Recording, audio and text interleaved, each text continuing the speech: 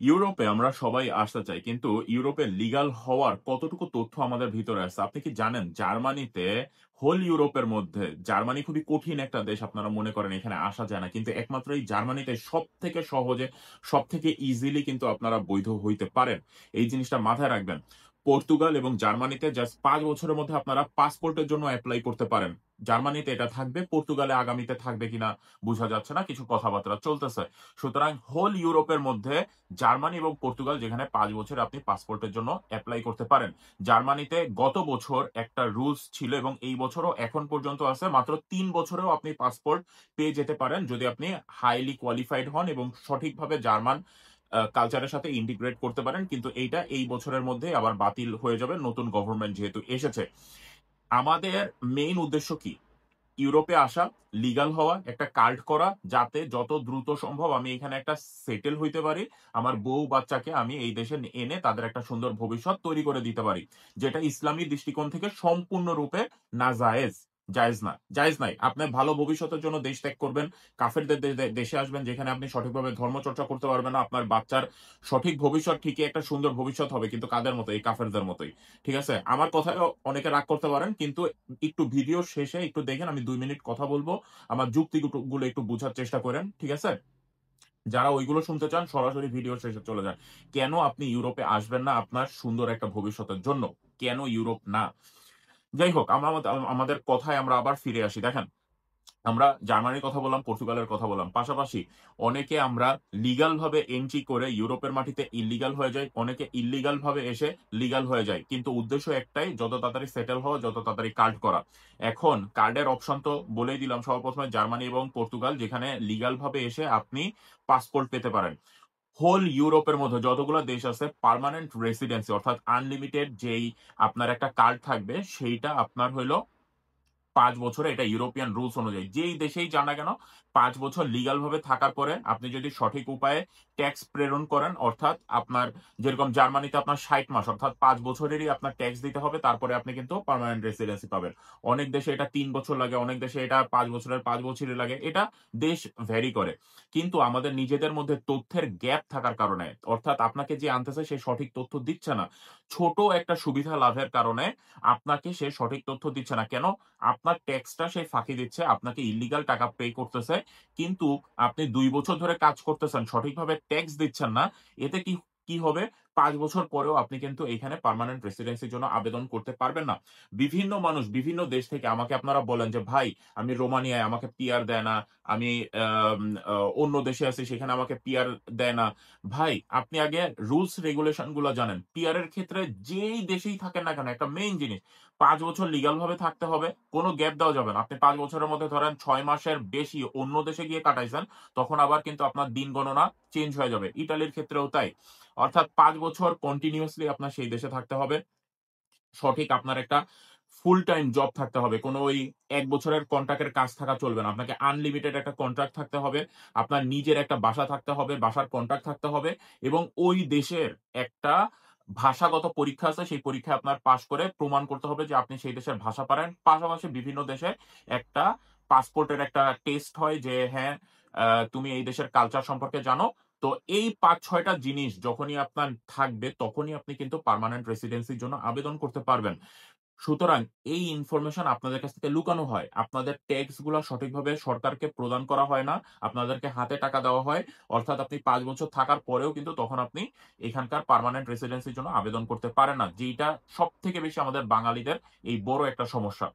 পরবর্তী একটা জিনিস হইলো, অনেকে আপনারা মনে করেন যে সার্বিয়া ইউরোপীয় ইউনিয়নের মধ্যে, সেঙ্গেনের মধ্যে অনেকে মিথ্যা ইনফরমেশন পান। সার্বিয়া ইউরোপীয় ইউনিয়নের মধ্যে না, সেঙ্গেনের মধ্যেও না এবং আগামী ৪ বছরে আমি ৫ বছর গত বছর বলছিলাম আগামী ৪ বছরে সার্বিয়া সেঙ্গেন বা ইউরোপীয় ইউনিয়নের মধ্যে ঢোকার কোনো চান্স নাই। এটা আপনি মানে এটা আমার দৃষ্টিকোণ থেকে আমি বলতেছি ব্যক্তিগত মতামত অনেক যাচাই বাছাই করে তারপরে বলতেছি। সুতরাং সার্বিয়াতে এসে আপনি লিগাল ভাবে ইউরোপীয় ইউনিয়ন বা সেঙ্গেনের মধ্যে কোন কান্ট্রিতে আপনি আসতে পারবেন না। আপনার আসতে হবে আল্টিমেটলি পলায়ে। অনেকে রোমানিয়ার কিছু ব্যাপার আপনারা দেখেছেন, পর্তুগালের কিছু ব্যাপার আপনারা দেখেছেন, বুলগেরিয়ার কিছু ব্যাপার আপনারা দেখেছেন। সেইখানে আপনাদেরকে লোক ঠিকই আনা হচ্ছে কিন্তু আপনাদেরকে টিআরসি কার্ড করে দিচ্ছে না। অর্থাৎ আপনার ভিসার মেয়াদ ৬ মাস পরে আপনি কিন্তু ইল্লিগাল হয়ে যাচ্ছেন। তখন আপনাকে দেশ ছাড়তে বাধ্য করা হচ্ছে। অর্থাৎ যে আপনাকে আনছে সেই বাধ্য করতেছে আপনাকে দেশ ছেড়ে চলে যাওয়ার জন্য। তার কারণ বিদেশে ভাষা জানেন না, সেখানকার মানুষজন কাউকে চিনেন না। আপনি একা, একা কতদূর আগাবেন? আপনাদের আল্টিমেট গোল কি হয়? ইতালিতে প্রচুর বাঙালি থাকে। একে অপরের মানে ভালো কাজও করে, খারাপ কাজও করে। কিন্তু বাঙালি এট লিস্ট একটা বড় কমিউনিটি পাবেন যেকোনো শহরে গেলেই। অর্থাৎ সেই খোঁজেই কিন্তু আপনারা যেই ইউরোপের যেই দেশেই আসেন না কেন, আপনারা ইটালির খোঁজ করতে থাকেন। এবং ইতালি একমাত্র দেশ, এখনো আমি বলতেছি, আমি শিফাত এখনো বলতেছি, ইটালি একমাত্র দেশ যেখানে গিয়ে আপনি এট লিস্ট আপনার ২ বছর ৪ বছর বেশি সময় লাগলেও আপনি কাগজ করতে পারবেন ইনশাআল্লাহ। ঠিক আছে? আপনাকে একেবারে ওর্স কেস না হইলে, আপনি যদি কোন ক্রাইম না করেন, আপনি যদি কারো সাথে মারামারি, ঝগড়া, রাস্তায় এরকম কোন কাজ না করেন, আপনি যদি ইল্লিগাল ভাবে মানুষ আনার ব্যবসা না করেন, আপনি যদি সরকারকে সঠিকভাবে ট্যাক্স বা সবকিছু যদি আপনার ক্লিয়ার থাকে, হয়তোবা ২ বছর সময় বেশি লাগতে পারে। কিন্তু ইটালিতে আপনার কাগজ হবে ইনশাআল্লাহ। পরবর্তী একটা জিনিস, কিছু লোক নিজেদের স্বার্থ হাসিলের জন্য আপনাদেরকে বলে যে, "তুমি যেই দেশ থেকে আসো না কেন, তোমার টিআরসি কার্ড আমি কনভার্ট করে দিব।" অর্থাৎ পর্তুগাল থেকে আপনি জার্মানি আসতেছেন, এখানে এসে আপনি আপনার টিআরসি কার্ড কনভার্ট করে কাজ করতে পারবেন। এটা সম্পূর্ণ মিথ্যা কথা। অনেকে আপনাদেরকে বলে যে, "ইটালিতে গিয়ে তোমাদের টিআরসি কার্ড আমি কনভার্ট করে দিব।" এটা সম্পূর্ণ মিথ্যা কথা। দেখেন, একটা অপশন আছে। টিআরসি কার্ড কনভার্ট করা যায় না। হোল ইউরোপের মধ্যে কোন দেশেই টিআরসি কার্ড কনভার্ট করা যায় না। আপনার কি করতে হবে? এইখানে এসে একটা চাকরি খুঁজতে হবে। সেটা আপনার নিজ দায়িত্বে খুঁজতে হবে। এখানে একটা বাসা খুঁজতে হবে। চাকরি এবং বাসা যখনই আপনার হয়ে যাবে, তখন আপনি উকিলের মাধ্যমে আবেদন করবেন এবং আপনি দেখাবেন যে অত্র এলাকায় এই কাজের একটা চাহিদা রইছে এবং সেই অঞ্চলের লোক দিয়ে ওই চাহিদাটা পূরণ হচ্ছে না। তাই আমি পর্তুগাল থেকে এসে এখানে কাজ করতেছি জার্মানিতে। এইভাবে লয়ার যদি প্রুফ করতে পারে, আপনি জার্মানিতে লিগাল ভাবে থাকার একটা রেসিডেন্সি আপনি পাবেন। একটা অপশন আছে। কিন্তু সরাসরি এসে টিআরসি কার্ড কনভার্ট করে আপনি কাজে ঢুকে যাবেন, এত ইজি না। সেটা ইটালির ক্ষেত্রেও একই সেম রুলস। এটা হোল ইউরোপীয় ইউনিয়নের কিছু রুলস আছে, যেগুলো সবার মেনে চলতে হয়। এই কারণেই তারা ইউরোপীয় ইউনিয়নের সবগুলা দেশ। পরবর্তীতে অনেকে আপনারা বিভিন্ন দেশ থেকে এসে কোন কাজ পান না, কিছু পান না। আল্টিমেটলি লাস্টে যেয়ে আপনারা অ্যাজাইলাম ক্লেম করে দেন। অ্যাজাইলাম ক্লেম করলে সেই ডিসিশন আপনি যেই দেশে ১ম এ আসছেন সেই দেশের কাছে পাঠায় দেওয়া হয়। অর্থাৎ আপনি রোমানিয়া থেকে ইটালিতে গিয়ে অ্যাজাইলাম মারলেন, ইটালিয়ান গভর্নমেন্ট রোমানিয়ার গভর্নমেন্টের হাতে দিয়ে দেয় যে, "তুমি এই লোক তোমার এই দেশে ১ম আসছিল, এইখানে এসে অ্যাজাইলাম ক্লেম করছে, তুমি এর ডিসিশন দাও।" তখন রোমানিয়ান গভর্নমেন্ট যদি বলে যে, "এ তো এখানে লিগাল ভাবে কাজ করতেছিল বা লিগাল ভাবে ঢুকছে, কিন্তু কেন ইল্লিগাল ভাবে তোমার দেশে গেল, আমি কোন ডিসিশন দিব না।" এইভাবে শুধু এটা লেন্দি হইতে থাকে, হইতে থাকে। পরবর্তীতে আপনি উকিল ধরেন, সেই উকিলের মারামারি কাটাগারে বহু ঝামেলা। এই জিনিসগুলো আপনারা বোঝার চেষ্টা করেন না। আমি আপনাদেরকে বলি, যেই দেশেই আসেন না কেন, সেটা ইউরোপের বাইরে হোক, ইউরোপের ভিতরে হোক, আপনারা এইখানে এসে একটা লিগাল স্ট্যাটাস নেওয়ার চেষ্টা করবেন। সবার ১ম এ দেশ ত্যাগ করবেন না। আপনারা খোঁজ খবর নিবেন। ঠিক আছে? অ্যাসাইলামের জন্য বিভিন্ন দেশ আছে। বৈধ হওয়ার জন্য বিভিন্ন দেশ আছে। সবগুলা ইউরোপিয়ান কান্ট্রি এর rules regulation kind of same. সুতরাং ১ম এ এসে আপনারা পলাবেন না। যেই দেশেই আসেন না কেন, না পলায়ে চেষ্টা করবেন সেখানে কাজ করার এবং ১ম থেকেই ওই দেশে কিভাবে পার্মানেন্ট হওয়া যায়, কিভাবে সবকিছু করা যায় সেই বিষয়গুলো জানার চেষ্টা করবেন। এখন আসি, আমি ১ম এ একটা কথা বলেছিলাম যে ইউরোপে লিগাল ভাবে আপনি আসার পরেও আপনার বউ-বাচ্চা বা অবৈধভাবে আসার পরেও আপনি আপনার বউ-বাচ্চা এখানে এনে সঠিকভাবে কাজ মানে থাকতে পারবেন না। আপনি আপনার ধর্মচর্চা করতে পারবেন না এবং এটা আমাদের ইসলামী দৃষ্টিকোণ থেকে নাজায়েজ। এটার কথার কোনো নড়চড় হবে না। কেন আমি বলি দেখেন, আমি ছোট একটা উদাহরণ দেই। আমাদের জার্মানিতে আপনি যখন স্কুলে যাবেন, একটা মেয়ে ধরেন, তাকে সাঁতার শিখানোর একটা ক্লাসের ট্রেনিং আছে। সে যদি সাঁতার না শিখে, তাহলে তাকে ওই ধরেন ক্লাস 2 থেকে ক্লাস 3 তে উঠাবে না। এখন রুলস আছে, বিভিন্ন স্কুলে বিভিন্ন রুলস, হয়তোবা আমি যেটা আমার নিজের ফেস করা, নিজের শোনা, নিজের দেখা সেইখান থেকে আমি বলতেছি। তো আমাদের এখানে ইরাকি একটা লোক ছিল, তার ৩ টা মেয়ে ছিল। তারা খুবই পরিমাণে পরহেজগার এবং ছোটবেলা থেকেই। এখন ওই মেয়েদেরকে স্কুল থেকে বাধ্য করতেছে সাঁতার শিখানোর জন্য। যখন সাঁতার শিখতে গেছে, তারা হয়তোবা ঢেকে ঢুকে গেছে। কিন্তু সাঁতার শিখার টাইমে তারা বলতেছে যে, "তুমি যদি সুইমিং কস্টিউম না পরো, অর্থাৎ বিকিনি না পরো, অর্ধনগ্ন না হও, তোমাকে সুইমিং পুলে নামতে দেওয়া হবে না।" এখন হয়তোবা সে ২ বছর ৫ বছর ৬ বছরের একটা মেয়ে। তার বাবা চায় না, তার মা চায় না তাকে ঐরকম ছোট ড্রেস পরে ওইখানে নামতে। তাদের ঈমান কত শক্ত চিন্তা করেন। ৩ মেয়েরে নিয়ে মা চলে গেছে ইরাকে। থাকবে না সে জার্মানি। এরকম ঈমান আমাদের মধ্যে পয়দা হয় নাই। এখন স্কুল আপনাকে পরবর্তী ক্লাসে উত্তীর্ণ করবে না। আপনাকে ছোট জামাকাপড় পরতে বাধ্য করা হচ্ছে। আপনাকে যখন রোজার মাসে দেখা যাচ্ছে যে ১০ বছরের একটা ছেলে, ১১ বছরের একটা ছেলে বা মেয়ে রোজা রাখার চেষ্টা করতেছে, তাদেরকে বাধ্য করতেছে রোজা না রাখার জন্য, এবং এইটা নিয়ে ন্যাশনাল নিউজে রিপোর্ট পর্যন্ত হইছে যে তারা স্কুলে আসতেছে রোজা রেখে এবং তারা সঠিকভাবে ক্লাস করতে পারতেছে না। তারা অসুস্থ হয়ে যাচ্ছে। তারা খুব মুডে মানে হইলো আ মানে খুব ক্লান্ত। তো এই জিনিসগুলা তাদেরকে বাধ্য করা হয়।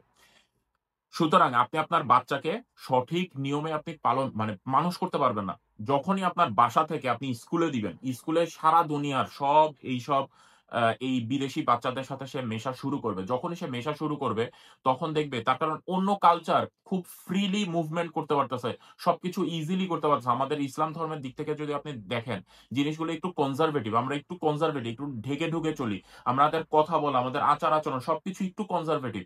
তো এই জিনিসটা কিন্তু তাদের মধ্যে নাই। তারা যখনই আপনার মেয়ে আস্তে, আস্তে বড় হবে, যখন বা আপনার ছেলে আস্তে, আস্তে বড় হবে, যখন এই দেশের অন্যান্য যেই ছেলে-মেয়ে আছে তাদের সাথে মিশে যখন ওই খারাপ দিকে যাবে, আপনি কি কন্ট্রোল করতে পারবেন? আপনি কি মারতে পারবেন? সেই আইনটাও তো বিদেশে নাই। পরবর্তী জিনিস হইল গিয়ে এইখানে ধর্মকর্ম নামাজ পড়া। আপনি যখনই একটা কাজ করবেন, কোন ফ্যাক্টরিতে কাজ করলে আপনার ৩ শিফটে কাজ করতে হবে। আপনাকে কোন কাজ থেকে ছুটি দিবে না যে ২ মিনিট ৫ মিনিটের জন্য তুমি একটা মসজিদে যেয়ে নামাজ পড়ে আসো। এখন জামাতে নামাজ পড়া আমাদের জন্য বাধ্যতামূলক। এখন জামাতে হয়তোবা আপনি ৫ ওয়াক্ত না পারলেও ৩-৪ ওয়াক্ত আপনি হয়তোবা গিয়ে পড়তে পারেন। যদি আপনি বিজনেস করেন সেটা আলাদা বিষয়। কিন্তু কাজ করে জামাতের সাথে নামাজ পড়া সম্ভব না।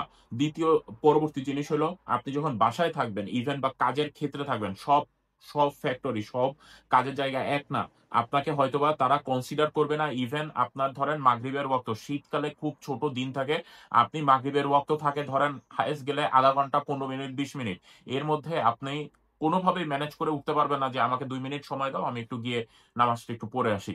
এটা কোন কিছু ফ্যাক্টরি হয়তোবা মানে লকার আছে, আপনাদেরকে হয়তোবা চান্স দিবে। কিন্তু মেক্সিমাম জায়গায় ৯০-৯৫% ক্ষেত্রে এই সুযোগটা পাবেন, আপনি ওয়াক্তের নামাজ মিস করে যাবেন। এইখানে নামাজ মাইকে আজান দেওয়া নিষিদ্ধ। এখন মাইকে আজান না দিলেও আজান আপনি শুনতে পারতেছেন না। তারপরেও আপনার যদি সময় বিবেচনা করে যদি মসজিদে যেতে পারেন সেটা আলাদা বিষয়। সব জায়গায় মসজিদ নাই, সব শহরে মসজিদ নাই। বড়, বড় কিছু শহর বাদে ছোট, ছোট গ্রামের দিকে যখনই আপনি যাবেন দেখা যাচ্ছে যে আপনাকে ৩০-৪০ কিলোমিটার পরে যেয়ে একটা মসজিদ পাচ্ছেন। তারপরে জিনিস হলো হালাল হারামের পার্থক্য করে খাওয়া। আপনি রেস্টুরেন্টে যেয়ে সবসময় খেতে পারতেছেন না। শুধুমাত্র যদি কোন তুর্কিশ রেস্টুরেন্ট থাকে অথবা আরাবিস কোন রেস্টুরেন্ট থাকে সেখানে গিয়ে আপনি খেতে পারতেছেন। আপনি আরাবিক অথবা তুর্কিশ দোকান যদি আপনার ওই এলাকায় না থাকে আপনি ফ্রেশ মাংস কিনে খেতে পারতেছেন না। সুতরাং নরমাল যেই সুপারমার্কেট গুলো আছে এখানে বিক্রি হয় না। হয়তোবা ইটালির ক্ষেত্রটা আলাদা। হয়তোবা জার্মানিতে একটু এভেইলেবিলিটি বেশি, ফ্রান্সে এভেইলেবিলিটি বেশি। কিন্তু যারা রোমানিয়ায় আসতেছেন, পোল্যান্ডে আসতেছেন বা আরো অন্যান্য কোনো দেশে আপনারা যাচ্ছেন বা ছোট, ছোট শহরে থাকতেছেন, আপনি বিশ্বাস করবেন না সেখানের সুবিধা কিন্তু আরো কম হয়ে যাচ্ছে। সুতরাং এই বিষয়গুলো আপনারা মাথায় রাখবেন। এখন আমাদের বলা হয়েছে কি? উন্নত জীবন, ভালো জীবিকার উদ্দেশ্যে আপনি কাফেরদের দেশে যেতে পারবেন না। যদি আপনি দিন প্রচারের উদ্দেশ্যে যান, ইসলাম প্রচারের উদ্দেশ্যে যান, সেটা ভিন্ন কথা। এখন অবশ্যই আমরা একটা ভালো ফিউচারের জন্য বিদেশে আসতেছি। আমিও এর ভুক্তভোগী। আমাকে তখন কেউ এইভাবে বুঝায় নাই। যদি কেউ আমাকে এইভাবে বুঝাইতো হয়তোবা সিচুয়েশন দিনটা অন্যরকম হইতো। কিন্তু এখন আমি চেষ্টা করতেছি, আল্লাহ যদি চায় হয়তোবা আমি কোন একটা মুসলিম কান্ট্রিতে মুভ করব। যদি আল্লাহ একটু সহায় হয় আমি আমার দিক থেকে চেষ্টা করতেছি। তার কারণ অনেক বছর ইনভেস্ট করে ফেলছি। হুটহাট একটা ডিসিশন নেওয়াও যাবে না এখন। তার কারণ আমার উপরে ডিপেন্ড করে আরো আমার ফ্যামিলি চলতেছে। তাদের রিজিক আমার উপরে ডিপেন্ডেন্ট দেখা যাচ্ছে। আমি ওসিলা। আমার উপরে ডিপেন্ডেন্ট না। আমি ওসিলা। আল্লাহ তার কারণ তারা কাজকর্ম কিছুই করে না। আমি টাকা পাঠাইলে তারা খাইতে পারে। তো ওই হিসেব যদি আপনি করেন তাহলে আমি ওসিলা মাত্র। ভুল বুঝবেন না কেউ। সো যেই ডিসিশন এখন নিবেন একটু ভেবে চিন্তে নেন। তার কারণ ২ দিনের দুনিয়া। ২ দিন পরে আপনিও মরে যাবেন। ঠিক আছে? ২ দিন পরে আপনিও মরে যাবেন। এই ছোট একটা দুনিয়া, ছোট একটা সময়কালকে আপনি ভালোভাবে কাটানোর উদ্দেশ্যে এমন কোন খারাপ ডিসিশন নিয়েন না যাতে আপনি আপনার আখিরাত নষ্ট করেন। আমি আপনাদেরকে নিরুৎসাহিত করতেছি। তারপরের ডিসিশন আপনাদের ইনফরমেশন দেওয়ার কাজ আমার ছিল। আমি দিয়ে দিয়েছি। যদি ভিডিওটি ভালো লাগে একটু শেয়ার করে দিবেন। আমার জন্য দোয়া করবেন। আল্লাহ হাফেজ। আসসালামু আলাইকুম।